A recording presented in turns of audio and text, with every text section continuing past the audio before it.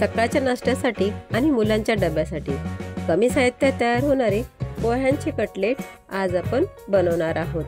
त्यासाठी मी इथे 3 उकडून कुस्करून घेतलेले बटाटे घेतले आहे। त्यामध्ये 1 वाटी भिजवलेले पोहे घालून घेणार आहे आणि आता त्यातच एक बारीक चिरून घेतलेला कांदा घालणार आहे। बारीक चिरून घेतलेली कोथिंबीर, 2 बारीक चिरून घेतलेल्या हिरव्या मिरच्या घालून लाल तिखट, धनेपूड, जिरे, गरम मसाला, चवीनुसार मीठ घालून त्यामध्ये हळद घालणार आहे।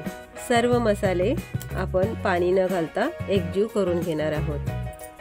सर्व मसाले मिक्स झाले की हाताच्या साहाय्याने आपण त्याचा एक गोळा बनवून घेणार आहोत। आवडत असेल तसा गोळा घेऊन हातांच्या मध्यभागी ठेवून हलकासा असा आता आपल्याला तो चपटा करून घ्यायचा आहे।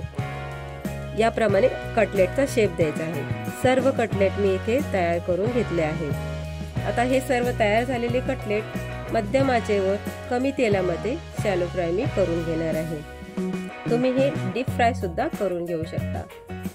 एका बाजूने गोल्डन कलर आल्यावर पलटून घ्यायचे आहे आणि दोन्ही बाजूने गोल्डन कलर होईपर्यंत फ्राय करून घ्यायचे आहे। आणि आता तयार झालेले कुरकुरीत असे कटलेट घरामध्ये छोटी पार्टी असेल तेव्हा नक्की बनवून बघा। लहान मुलांना असे कटलेट बनवून दिले तर ते आवडीने खातील। रेसिपी कशी झाली मला नक्की कमेंट करून सांगा।